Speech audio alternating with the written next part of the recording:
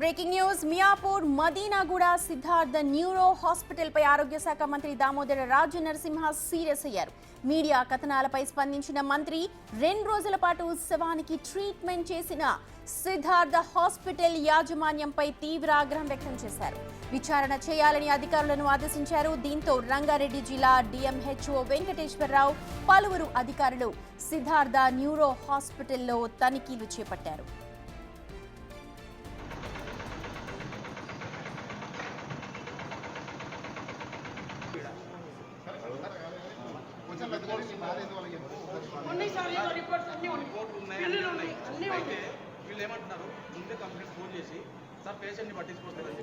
Miyapur Madinaguda Siddharth neuro హాస్పిటల్లో Tagore cinema scene ని తలపించేలా శవానికి చికిత్స అందించినట్టు నటించి లక్షల్లో ఫీజులు నొక్కేశారు వైద్యులు.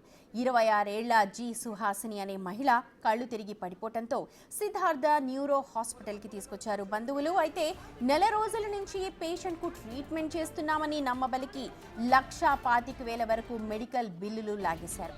ఇంకా బ్యాలెన్స్ 5 లక్షలు బిల్ పే చేయండి, అమ్మాయి బతుకుతుంది అని నమ్మబలికారు.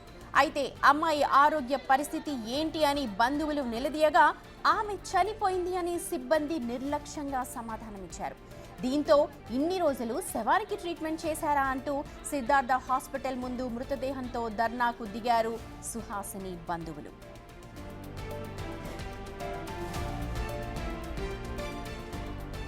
రైట్, సినిమాని తలపించే ఈ రియల్ ఇన్సిడెంట్ కి సంబంధించిన మరిన్ని అప్డేట్స్ ని మా ప్రతినిధి సుజాత అందిస్తారు. సుజాత, చెప్పండి, ఏమంటున్నారు? సిద్ధార్థ యాజమాన్యం ఏమైనా స్పందిస్తోందా?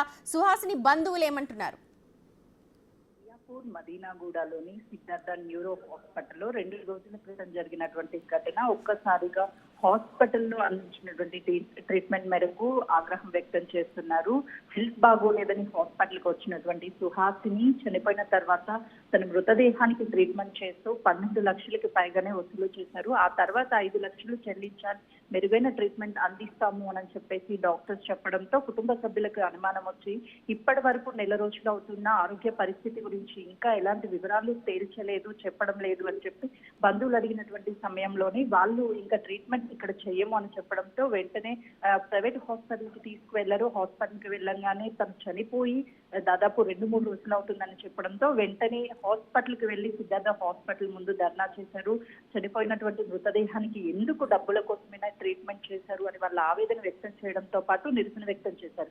ఈ కథనాలు రావడంతో అటు ఆరోగ్య శాఖ మంత్రి సీరియస్ అయ్యారు. వెంటనే హాస్పిటల్ దగ్గర నుంచి అన్ని డీటెయిల్స్ సేకరించడంతో పాటు అసలు ఏం జరిగింది ఏంటి అని ఎంక్వైరీకి ఆదేశాలు జారీ చేయడంతో అటు రంగారెడ్డి డిఎంఓ అక్కడికి వెళ్లి అధికారులతో ఈ రోజు తనిఖీలు చేశారు. వాళ్ళకి సంబంధించినటువంటి హాస్పిటల్ పర్మిషన్ ఉన్నప్పటికీ ఎందుకు చనిపోయినటువంటి మృతదేహానికి ట్రీట్మెంట్ చేశారు, కావాలనే చేశారా, ఏదైనా పొరపాటు జరిగిందా అని అన్ని వివరాలు సేకరించడంతో పాటు ప్రస్తుతం అయితే ఆపరేషన్ థియేటర్ ని సీజ్ చేస్తున్నాము. హాస్పిటల్ కి సంబంధించి ఖచ్చితంగా అవకతవకలు జరిగి ఏదైనా డీటెయిల్స్ బయటకు వస్తే వాళ్ళ మీద యాక్షన్ తీసుకుంటాము, ఎంక్వైరీ నడుస్తుంది అని అధికారులు చెప్తున్నారు.